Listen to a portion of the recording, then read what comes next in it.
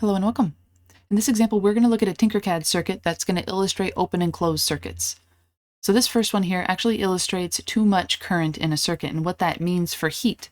So here it gives us a warning. It says the current through this LED is 61.9 milliamps, while recommended is only 20 milliamps, which means it's going to reduce the lifespan of this component.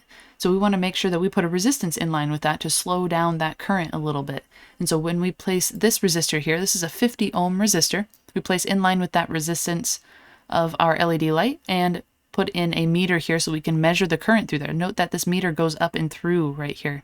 We have no choice but to flow current through the meter and back out, and that's how we're going to get that cross-sectional area for our current flow. So this is a 3-volt battery, has a 50 ohm resistor, and we're down to 16 milliamps.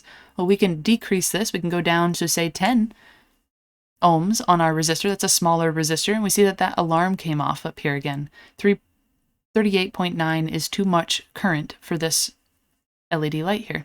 So we can change that back out. We can say, let's put in 30. Right, you see it goes down to 22.6, but that's still too much, so we need to keep increasing that. We can even go up to 40 there. And 40 is going to be probably the brighter one that we have there. We can probably reduce it very slightly down to get even closer to that 20 milliamps stage, but we might do better keeping it up at 50, depending on how bright our light is.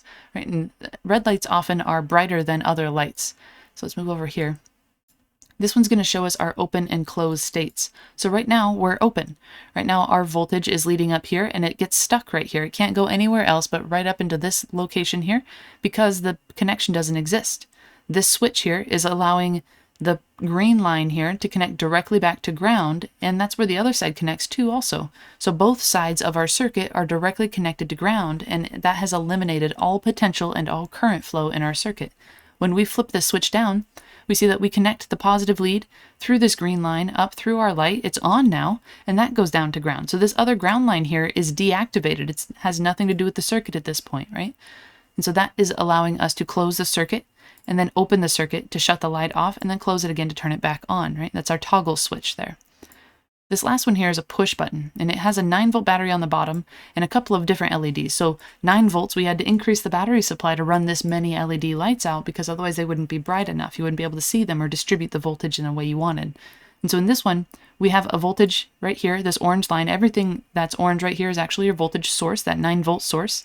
So we're giving voltage to this first terminal lead, second terminal lead, and third terminal lead of these push buttons. So when I push this button, we see that current flows. When I let it go, current stops flowing.